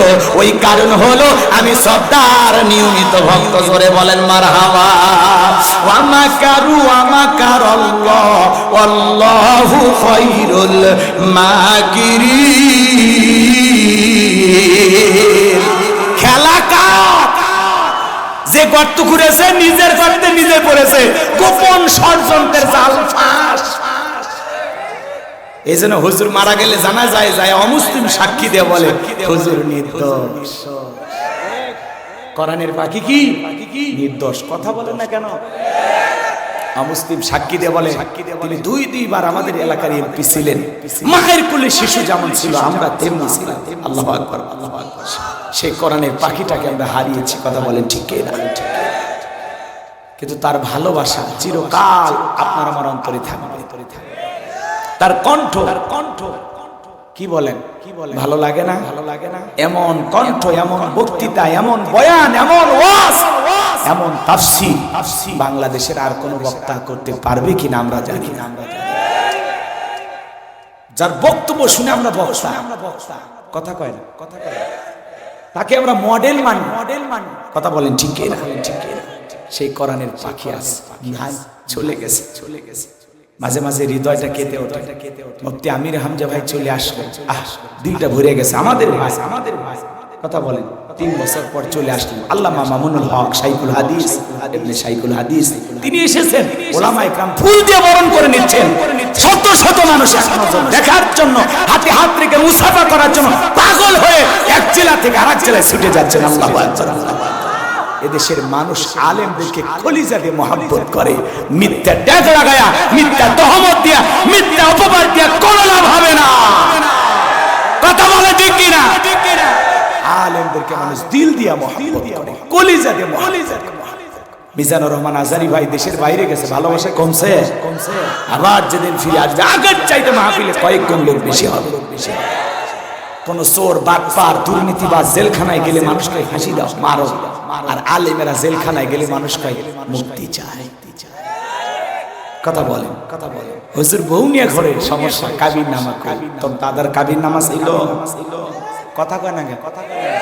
আর যে প্রমাণ হয়ে গেল বৈধ স্ত্রী, হালাল স্ত্রী। কথা বল ঠিক টের পাও না? আল্লাহ যেন হেদায়েত দান করে। জোরে বলেন আমিন।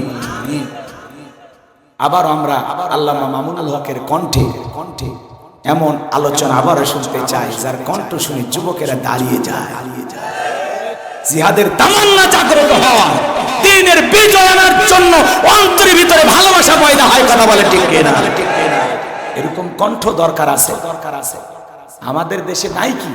কারো বিপ্লবী কণ্ঠ, কারো মায়াবী কণ্ঠ, কারো দরদি কণ্ঠ। এই যে নজরুল ইসলাম কাসেমি সাহেব দামাত বারকাতুহু কি চমৎকার কণ্ঠ, কিভাবে মানুষকে বোঝায়। হে যুবক, কি সুন্দর করে তার যে দরদ মাখা কণ্ঠটা হৃদয়কে গলিয়ে দেয়। আল্লাহু আকবার। সব কণ্ঠ আছে। আমরা আলেমদেরকে ভালোবাসবো। কথা বলেন ঠিক কি না? মিথ্যা তহমত দিয়া, মিথ্যা অপবাদ দিয়া এদেশের মুসলমানের মন থেকে আলেমদের ভালোবাসা মুছে ফেলা যাবে না। কথা বলেন ঠিক কি না? কারণ এই জাতির মানুষ জানে যারা এই দ্বীনের প্রচার প্রসার করবে তাদের বিরুদ্ধে হাজারো ষড়যন্ত্র হবে, বিভিন্ন ভাবে তাদেরকে ফাঁসানো হবে, মিথ্যা তহমত দেওয়া হবে, মানুষকে উস্কিয়ে দেওয়া হবে। কথা বলেন ঠিক কি না? যেই হুজুরের বিরুদ্ধে এইটা বলে মানুষ বলে আর আপনি পাগল হয়ে সেগুলো শোনেন না। বোঝা লাগবে। এই জবান কে দিয়েছেন? যতদিন বেঁচে থাকবো হক কথা বলবো, কোনো বাতিলের কাছে মাথা নত করা যাবে। আল্লাহ আমাদের সবাইকে আলেমদের পাশে থাকার তৌফিক দান করুন। একটু জোরে বলেন আমিন। আরেকটু জোরে বলেন আমিন। কষ্ট হইতেছে, এজন্য বাজান গো আমার কোরআনের পাখি হারিয়ে গেছে, তারপরে তার ভালোবাসা পুরিয়ে যায় নাই। এদেশের যুবকেরা হৃদয় দিয়ে ভালোবাসে। কথা বলেন ঠিক কি না? এজন্য দেখলেন না এখনো মাহফিলে গান গায় আর যুবকেরা বলে আল্লামা সাঈদী তুমি মরনি, শহীদ হয়েছো তুমি এটাই জানি। কথা বলে ঠিক কি না? আল্লামা সাঈদী তুমি মরনি, শহীদ হয়েছো তুমি এটাই জানি। কথা বলে ঠিক কি না? এই যে আওয়াজ, এই যে কণ্ঠ কে দিয়েছে? এই জন্য আলেমদেরকে মহব্বত করবেন।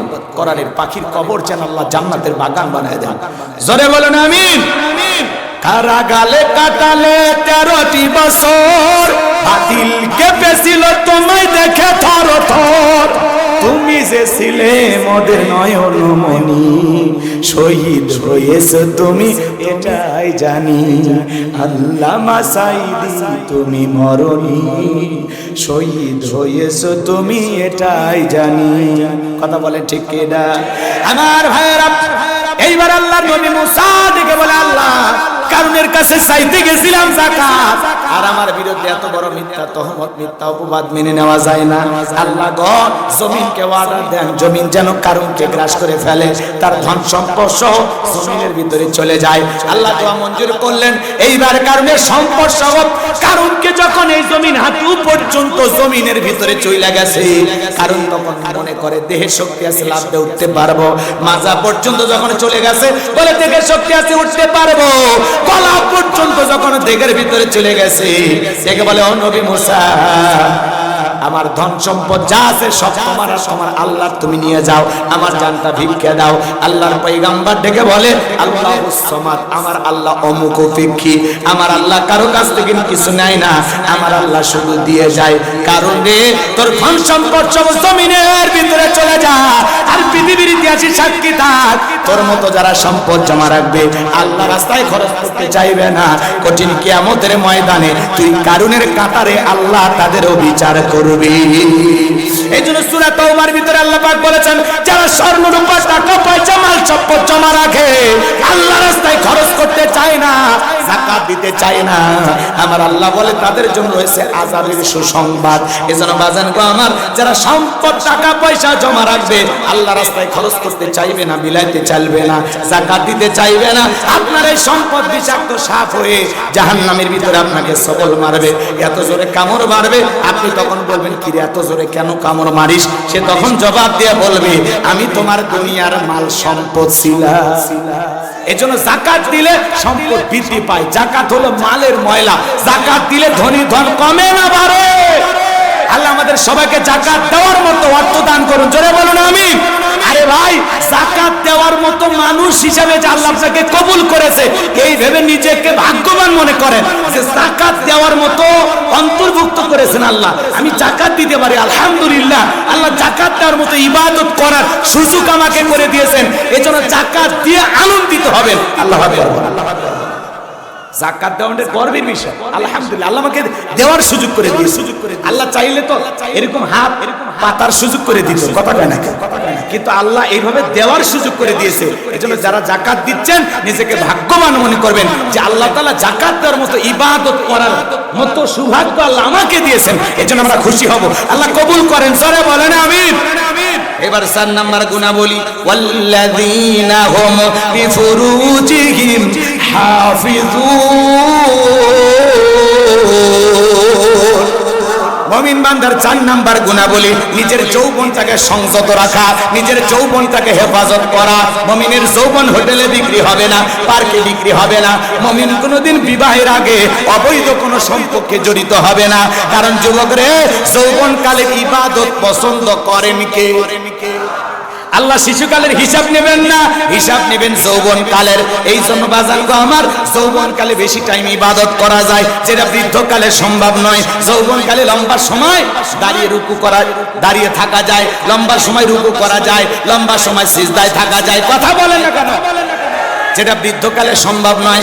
বুড়াকালে বেশিক্ষণ রুকুতে থাকলে মনে হয় পড়ে যাব, বেশিক্ষণ সিজদা থাকলে মনে হয় দমটা আটকে আসবে। কথা কোন ঠিক কিনা? এ বাজান প্রচন্ড ঠান্ডা, কোন মুরব্বীকে যদি বলেন শীতের রাত আপনাকে 2000 টাকা দেব, মুরব্বী পুকুর থেকে একটু গোসল করে আসেন, মুরব্বী বলবে বাবা ওই 2000 টাকা নেওয়ার জন্য পুকুর থেকে ওঠার মতো শক্তি থাকবে তো?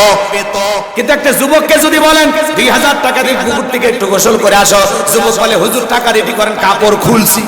কারণ যৌবনের একটা পাওয়ার আছে। কথা কোন ঠিক কিনা? যেটা বৃদ্ধকালে হবে না। কথা কোন ঠিক কিনা? এজন্য যুবক রে, যৌবনকালে আমরা গুনাহ করতে ভালোবাসি, আর যৌবনকালের ইবাদত আমার আল্লাহ পছন্দ করেন। বলেন আল্লাহু আকবার। শয়তানের ওয়াসওয়াসায় পড়ে আমরা যৌবনকালে গুনাহে লিপ্ত হয়ে যাই। আর এই যৌবনকালের হিসাব আল্লাহ নেবেন, যৌবনকালের ইবাদত আল্লাহ পছন্দ করেন। তাহলে আল্লাহর ভালোবাসায় যৌবনকালে ইবাদতে কাটানোর দরকার আছে না নাই? হযরত আলী রাদিয়াল্লাহু তাআলা বলেন, তোমরা যৌবনের তাড়নায় গুনাহ করো, একদিন তোমাদের যৌবন থাকবে না, আমলনামায় গুনাহ ঠিকই লেখা থাকবে। কথা বলেন ঠিক কিনা? এজন্য যুবক রে, তোদের পায়ে হাত দিয়ে অনুরোধ করে বলে যাই, আল্লাহ তাআলা বলেন ওয়াল্লাযীনা হুম লিফুরুজিহিম হাফিজুন। মুমিন বান্দার 4 নাম্বার গুনাহ বলি নিজের যৌবনটাকে সংযত রাখা, নিজের যৌবনটাকে হেফাজত করা, নিজের যৌবনটাকে কন্ট্রোল করা। মন চাইলেই গুনাহ করা যাবে? এই যুবক ভালো করে শোনো, কি মনে করো এই রঙের যৌবন একদিন জং ধরে যাবে, এই কাঁচা দাড়ি একদিন সাদা হয়ে যাবে, এই টাইট চামড়া একদিন ঢিল হয়ে যাবে। কথা বলে ঠিক না? তোমার গহনা দিন ফু রাইয়া যাইবে, গহনা দিন ফু রাইয়া যাইবে, যৌবনে লাগবে ভাটি। ওই যে দেখো ডাকিতেছে তোমায় কবরের মাটি, ওই যে দেখো ডাকিতেছে তোমায় কবরের মাটি। কথা বলে ঠিক না? যেদিন সন্ধ্যার আগেই ডুববে রে বেলা, এক নিমিষেই ভেঙে যাবে তোমার রঙেরই মেলা। যেদিন সন্ধ্যার আগেই ডুববে রে বেলা, এক মিনিটেই ভেঙে যাবে তোমার রঙেরই মেলা। কারে দিবা তুমি জোরে ধমক, কারে দিবা তুমি জোরে ধমক, কার মাথায় ভাঙবা লাঠি। ওই যে দেখো ডাকিতেছে তোমায় কবরের মাটি। খবর পেয়ে আসবে আত্মীয় স্বজন, তোমারই চার পাশে বসা সবাই করিবে কান্দন। সাজাইবে তোমায় মনের মতন, সাজাইবে তোমায় মনের মতন, কি সুন্দর পরিপাটি। ওই যে দেখো ডাকিতেছে তোমায় কবরের মাটি, ওই যে দেখো ডাকিতেছে তোমায় কবরের মাটি। ঘুইরা মরো তুমি, ফিরা মরো তুমি মায়ারি পিছে, এত আশা ভালোবাসা সবই যে মিশে। কথা কয় না, রাত বেশি হয়েছে তো আর ভালো লাগতেছে। হ্যাঁ, আকাশের অবস্থা ভালো না, বৃষ্টি আসেনি তাতেই টেনশন। আজ ভিজাওয়ার সঙ্গে নাকি খন? আচ্ছা আমি আর বাড়াবো না, আসলে আমি আগে বলছিলাম, একটু আগে ছিলেন, কষ্ট হচ্ছে আপনাদের, খারাপ লাগতেছে। হইরা মরো তুমি, ফিরা মরো তুমি মায়ারি পিছে, এত আশা ভালোবাসা সবই যে মিশে। কোন দিন জানো আইসা পরে, কোন দিন জানো আইসা পরে আজরাইলের হাতের চিঠি। ওই যে দেখো ডাকিতেছে তোমায় কবরের মাটি, ওই যে দেখো ডাকিতেছে তোমায় কবরের মাটি। জোরে বলেন মারহাবা। যুবক রে, এই জন্য যৌবন কালে গুনাহ করা যাবে না। কথা বলে ঠিক কিনা? পার্কে যা পিকনিকের নামে রঙ্গলীলা করতেছো যুবক, তুমি কি ভুলে গেছো মা বাবার চোখকে ফাঁকি দিতে পারো, কিন্তু বান্ধবীর হাত ধরে যে বসে আছো আসমানের মালিক আল্লাহ দেখে কিনা? চাচা আপনার এখন বয়স হয়ে গেছে, 60 বছর বয়স, বলতেছেন ভাতিজা এখন আমার আর কোনো কিছু নাই, কিন্তু আপনার বয়স যখন 22 বছর ছিল, 25 বছর ছিলেন, ওই যে রাজশাহীর পদ্মার পারে সৈয়ালা নৌকে চড়া ওই যে চরের ভিতরে গেলেন কাশফুলের ওই পাশে, সেই দিনের ভিডিও রেকর্ড করা আছে। আপনার বয়স নাই, কিন্তু ওই দিনের গুনাহটা এখনো আমলনামায় লেখা আছে। সেই দিনের গুনার কথা ভেবে তওবা করেন, আল্লাহ মাফ করে দিতে পারে। এ যুবক, ওই যে রাত 2টার দিকে ওই যে শেফালির দরজায় উত্তর পাড়া গেলে মনে আছে? ওই যে উন্না করে টান দিলে, ওই যে সেদিন ওই যে ভুট্টার ক্ষেতের ওই পাশে, ওই যে কলা বাগানের, ওই যে আম বাগানের সাইডে, ওই যে ওই পাশে গেলে না? হ্যাঁ, তোর ব্রিজের নিচের প্রেম আল্লাহ ভাই করবে, কথা কোন ঠিক না যুবক রে? এইজন্য আল্লাহ বলেন ওয়াল্লাযীনা হুম লিফুরুজিহিম হাফিজুন, নিজের যৌবনটাকে সংযত রাখো, নিজের যৌবনটাকে কন্ট্রোল করো। যৌবনের পরীক্ষা দিয়েছিলেন আল্লাহ নবী ইউসুফ আলাইহিস সালাম। বলেন আল্লাহু আকবার। লম্বা ইতিহাস বলার সময় 1 মিনিটে বলে দিয়ে যায়। জুলেখা প্রত্যেকটা দরজায় তালা মেরে গোপন একটা কক্ষ নিয়ে যা বলে, দিলে বড় জ্বালা রে পাঞ্জাবিওয়ালা, হুজুর তো কিছুই বোঝে না, হুজুর সবই বোঝে, নারীর চলা কলা বোঝে না। কাপড় ছিঁড়ে ছিঁড়ে দেবতার মুখ ঢাকতেছে। ইউসুফ আলাইহিস সালাম দেখে বলে, কাপড়ে ঢাকিলে তুমি দেবতার মুখ, কি দিয়া ঢাকিবা তুমি বিধাতার মুখ। জুলেখা কাছে আসে আর বলে, ইউসুফ রে তোমার চোখ দুটো ভারী সুন্দর। ইউসুফ আলাইহিস সালাম দেখে বলে, ইন্নী আখাফুল্লাহ, অন্তরে আল্লাহর ভয় ঢুকাও, কারণ এই চোখ যে আল্লাহ সৃষ্টি করেছে সে আল্লাহকে তুমি ভয় করো। জুলেখার অন্তরে কি আল্লাহর ভয় আছে? নাই। জুলেখার মন খালি উতাল পাতাল হয়ে গেছে, পাগলা প্রেমের হাওয়া, কথা বোঝেন না? জুলেখার আর স্বাভাবিক নাই। জুলেখার মনের মতি গতি অবস্থা দেখে আল্লাহ নবী ইউসুফ আলাইহিস সালাম ডেকে বলে, আল্লাহ জুলেখার মনের অবস্থা আমি বুঝতে পেরেছি, এখান থেকে বাঁচানোর একমাত্র মালিক আপনি, কথা বলেন ঠিক না? আল্লাহর পয়গম্বর আল্লাহর উপরে তাওয়াক্কুল করলেন, আল্লাহকে স্মরণ করলেন, আর আল্লাহকে ডেকে বলে, আল্লাহ নিজের ইজ্জতটাকে বাঁচানোর জন্য দৌড় মারার দায়িত্ব আমার, আর আপনার কুদরত থেকে তালা খুলে দেওয়ার দায়িত্ব আপনার। বলেন আল্লাহু আকবার। আল্লাহর পয়গম্বর ইউসুফ আলাইহিস সালাম নিজের ইজ্জতকে বাঁচানোর জন্য আল্লাহ রাব্বুল আলামিনের উপরে তাওয়াক্কুল করে, আল্লাহর উপরে ভরসা করে যখন দৌড় মারলেন, প্রত্যেকটা দরজার তালা আমার আল্লাহর কুদরত থেকে খুলে গেল। শেষ দরজায় যখন চলে গেছেন, জুলেখা পেছন থেকে মারছে ধাবা। ইউসুফ আলাইহিস সালাম ডেকে বলে, জামা ছিঁড়ে যায় যাক, ইজ্জত দেওয়া যাবে না। জামার পিছনের অংশ ছিঁড়ে গেল। এইবার শেষ দরজায় যায় জুলেখা তাকায় দেখে তার স্বামী আজিজ মিসর দাঁড়ায় আছে। যেখানে বাঘের ভয় সেখানে রাত হয়। স্বামীকে দেখা মাত্রই জুলেখা নেকা কান্নার অভিনয় শুরু করে দিল। কিছু কিছু মহিলা দেখেন না, কথা বলার আগে কান্দে দিয়ে বলে, আমার কেউ নাই, কেউ নেতে বেঁচে আসুকে, কথা কোন ঠিক না? কথা বলার আগে কান্দে দেয়, কিছুই বলা যায় না তার আগে চোখ দিয়ে পানি লেগে থাকে। এমন কায়দায় সবসময় কান্নাকাটি করে, মনে হয় চোখে মোটর বসায় রাখছে, টিপ দেওয়া হয় না। যার বউ বেশি বেশি কান্নাকাটি করে ধমক দেব, না চুপ চুপ, কান দিবি না, ঘটনা কি হয়েছে খুলে কর। তোর কথা শুনে যদি মনে হয় এই ঘটনায় কাঁদা উচিত, স্বামী স্ত্রী একসাথে জামাত করে কান্না করা হবে, কথা কোন ঠিক না? আর সেই মহিলা যত বেশি নাকা কান্না করে, ওই মহিলার চরিত্রে তত গন্ডগোল। ভালো মহিলার রাগ বেশি বেশি আর কান্নাকাটি করে, এমন ভাব নাই মনে হয় ভাজা মাছ উল্টে খেতে পারে না। ঘটনা তদন্ত করে দেখেন, কমপক্ষে 18টা প্রেম করে, আর ভাব ধরে থাকে মনে কিছুই বোঝে না, কিচ্ছু বোঝে না, একেবারে নিষ্পাপ। রাবিয়া বসরির খালাতো বোন আছে না নাই? ভাবখানা এমন নাই, আর ভিতরে ভিতরে এত ডাইনি, হিসাব করে দেখলে হয় শয়তানের নানি, কথা কোন ঠিক না? এবার লম্বা হবে, লম্বা করবো না। যুবক রে নেকা কান্নার অভিনয় করে ডেকে বলে, ইউসুফকে ছেলের মতো দেখতাম, আজকে সুযোগ পাইয়া আমার ইজ্জতের দিকে হাত বাড়াইছে, আর একটু দেরি হয়ে গেলে সর্বনাশ হয়ে যেত। আর মনে মনে বলে, মরার স্বামী আসার সময় পাইনি না।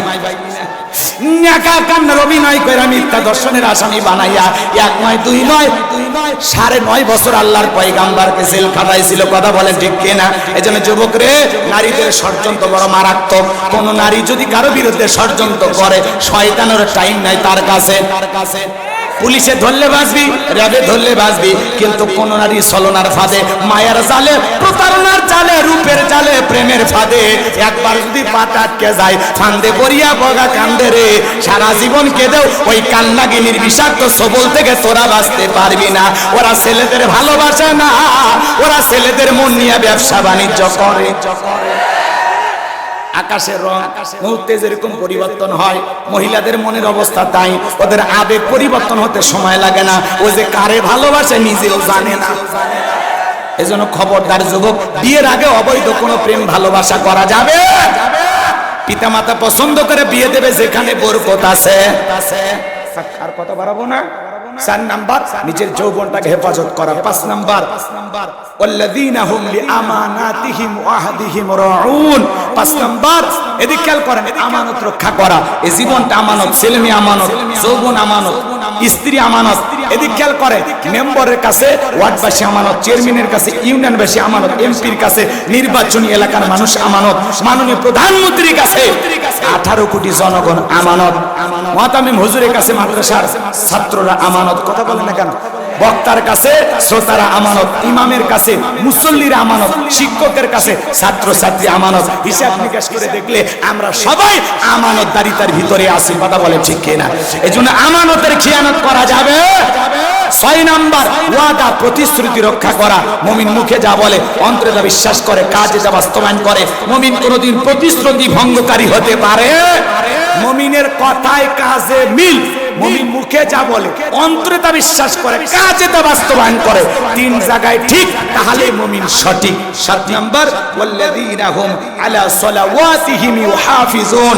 আল্লাহ বলেন, যারা নিজেদের সালাত যত্ন সহকারে আদায় করে। যে ব্যক্তি আসরের নামাজ পড়ে মাগরিব পর্যন্ত মসজিদে মনটা টাঙানো থাকে, মাগরিব পড়ে এশা পর্যন্ত মনটা টাঙানো থাকে, সালাত যত্ন সহকারে আদায় করা লাগবে। আল্লাহ 1 নাম্বার সালাত দিয়ে শুরু করলেন, 7 নাম্বার সালাত দিয়ে শেষ করলেন। তাহলে সালাতের গুরুত্ব সবচেয়ে কম না বেশি? শুধু একা নামাজ পড়বো না, ছেলে মেয়েকেও নামাজি বানাবো। পৃথিবীর সফল বাবা তারা, যে বাবা তার ছেলের হাত ধরে মসজিদে নিয়ে যায়। পৃথিবীর সফল স্বামী সে, যে তার স্ত্রীকে নামাজে দাঁড়িয়ে দেয়। কথা বলে ঠিক কিনা? একটা পরিবারে 4 জন সদস্য সবাই যদি নামাজি হয়, ভালো লাগে না খারাপ লাগে? আল্লাহ আমাদের পরিবারদেরকে নামাজি বানায় দেন। জোরে বলেন আমিন। অনেক কথা আছে, এই 7টা গুণাবলী যদি অর্জন করতে পারেন, উলাইকা হুমুল ওয়ারিসুন আল্লাযীনা ইয়ারিসুনাল ফিরদাউস হুম ফিহা খালিদুন। আমার আল্লাহ বলেন, তারা উত্তরাধিকারী হবেন জান্নাতুল ফিরদাউসের, সেখানে তারা চিরকাল বসবাস করবেন। আল্লাহ কোনদিন জান্নাত থেকে বের করে দেবেন না। এই 7টা গুণাবলী কারা কারা আমল করবেন? 2 হাত তুলে শেষবারের মতো দেখান। আল্লাহ আমাদের সবাইকে আমল করার তৌফিক দান করুন। জোরে বলেন আমিন। হাত নামান। ওয়াকিরি দাওয়ানা আলহামদুলিল্লাহি রাব্বিল আলামিন। সকলে দরুদ ইব্রাহিম পড়েন। আল্লাহুম্মা সাল্লি আলা মুহাম্মাদ ওয়া আলা মুহাম্মাদ।